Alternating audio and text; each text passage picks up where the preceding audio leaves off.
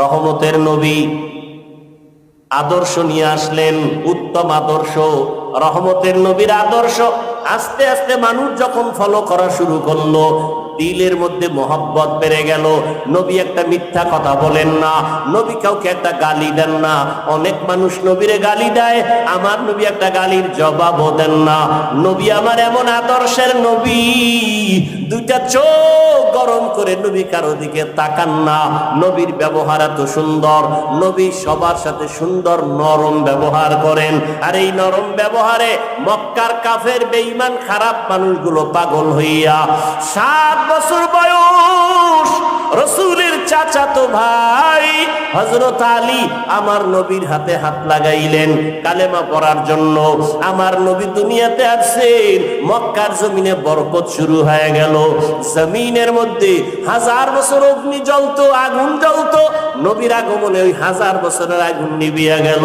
আম্মা জান আমেনা বলেন, মুহাম্মদ আসার পরে আমি একটা নূরের আলো দেখতে পাইলাম।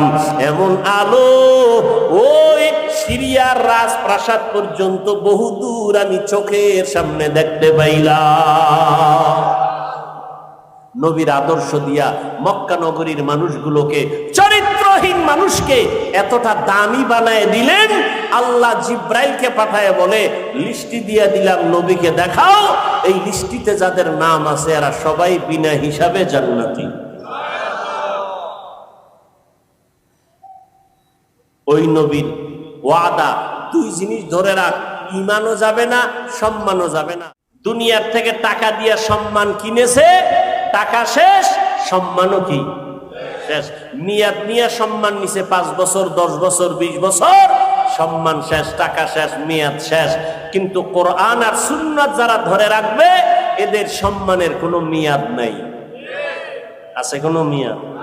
ওলামায়ে কেরামের চেয়ারের কোনো মেয়াদ আসেনি? কোনো মেয়াদ নাই। সম্মান, বেনামাজিও সম্মান করে, বিধর্মীরাও সম্মান করে রসুলের আদর্শের কারণে। বর্তমান দুনিয়াতে চতুর্মুখী ষড়যন্ত্রের মাঝেও রসুলের আদর্শ যারা মেনে চলে, তাদের সম্মান এখনো আছে। রহমতের নবী আমার জীবনটা কঠিন তুফানের মাঝে চলছে। ঘরের ভেতরে দুশ্মন, ডানে বামে সামনে পেছনে দুশ্মন। এত বড় দুশ্মনী করলো, জন্মভূমিতে আমার নবীকে থাকতে দিল না। গভীর রাত আমার নবী হিজরত করে মদিনার পথে রওয়ানা। এরে নবীর আশিক মদিনায় যাইয়াও নবীরে শান্তিতে থাকতে দেয় না। ওই আবু জাহিল্লা লোক পাঠায় মুহাম্মদের সাথে যুদ্ধ করার জন্য। এভাবে বহু যুদ্ধ, একটা যুদ্ধ হলো খন্দকের যুদ্ধ। মদিনার পার্শ্বে 3 দিক থেকে পাহাড়, দুশমন আসতে পারে না, একদিক থেকে খোলা। নবী গর্ত খনন করলেন, সাহাবায়ে কেরামদের বললেন, গর্ত খনন যদি করি নিরাপত্তার জন্য, দুশমন আমাদের ডাইরেক্ট আইসা হামলা করতে পারবে না, চলো আমরা গর্ত খনন করি।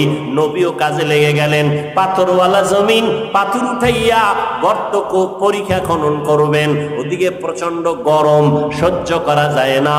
এমন এক হালাত, সাহাবায়ে কেরামদের ভেতর থেকে কেউ দাঁড়ায় বলে, ইয়া রাসূলুল্লাহ, আমার বাড়িতে যাওয়া লাগবে, পাহারা দেওয়ার কেউ নাই। আসলে কাজে কষ্ট, এ কথা নবীকে বলতে পারে না। মিথ্যা অজুহাত দিয়া নবীর থেকে রুখসত চায়, ছুটি চায়। নবী দিবেন ভাব। জিবরাইল আমিন এসে হাজির, ইয়া রাসূলুল্লাহ, এদের অন্তরের মধ্যে নেফাকি, এরা আসলে নাম দেয় মুসলমান, আসলে এরা মুনাফিক। আমার নবী যার কোনো গুনাহ নাই, ওই নবী পর্যন্ত জাহান্নামের আযাবের ভয়ে কান্না করেন। আম্মা জান আয়েশা রাদিয়াল্লাহু আনহা বলতেছেন, ও নবী আপনি কেন কাঁদেন? নবী বলেন, কিয়ামতের ময়দানে আমার উম্মতের কি হালাত হবে এই ভয়ে কান্না করি। বলে কেমন হালাত হবে? বলে কিয়ামতের ময়দানে সূর্যের গরম, জাহান্নামের আগুনের গরম, নবীরা পর্যন্ত বেকারার হয়ে কান্নায় বিভোর হয়ে যাবেন। ঈসা নবী কান্না করবেন, হাসরের মাঠে মূসা নবী কান্না করবেন নিজেকে বাঁচাবার জন্য, ইব্রাহিম নবী কান্না করবেন উম্মত উম্মতেরা সুপারিশের জন্য যাবে, সব নবীরা কান্না করে উম্মতেরে তাড়ায় দিবে। মুসা নবীও তাড়ায় দিবে, ঈসা নবী তাড়ায় দিবে। আম্মা জানকে নবী বলেন, সর্বশেষ আমার উম্মতগুলো আমি মুহাম্মদের হাসরের ময়দানে তালাশ করবে। আম্মা জান বলেন, ইয়া রাসূলুল্লাহ, আপনাকে উম্মতেরা কোথায় পাবে? রহমতের নবী বলেন, আয়েশা, তখন আমি আল্লাহর কুদরতের সামনে মাকামে মাহমুদে সিজদায় পড়ে কান্না করব।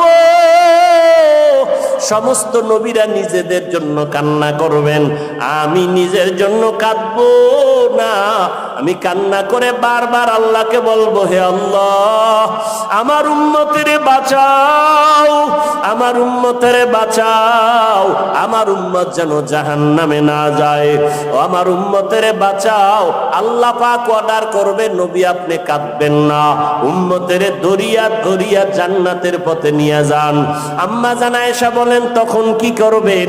নবী বলেন, আমি আল্লাহর অর্ডার পাইয়া উম্মত গুলো ধরে ধরে জান্নাতের দিকে নিয়ে যাব। আম্মা জান বলেন, ইয়া রাসূলুল্লাহ, কোটি কোটি মানুষের মধ্যে আপনি চিনবেন কি করে? নবী বলেন, ও আয়েশা, আমার যারা মুহাব্বতের উম্মত দুনিয়াতে ওযু বানাইয়া 5 বেলার নামাজ পড়ছে, তাদের ওযুর জায়গাগুলো কিয়ামতের ময়দানে নূরের আলোতে ঝলমল করতে থাকবে। আমি নবী দেখিয়া জান্নাতের ময়দানে নিয়ে যাব। ও নবীর আশিকের দল, ওই কিয়ামতে যদি বেনামাজি হইয়া দাঁড়াও, বেপরদাওয়ালা হইয়া দাঁড়াও, নবী বলবেন, তুমি আমার উম্মত না।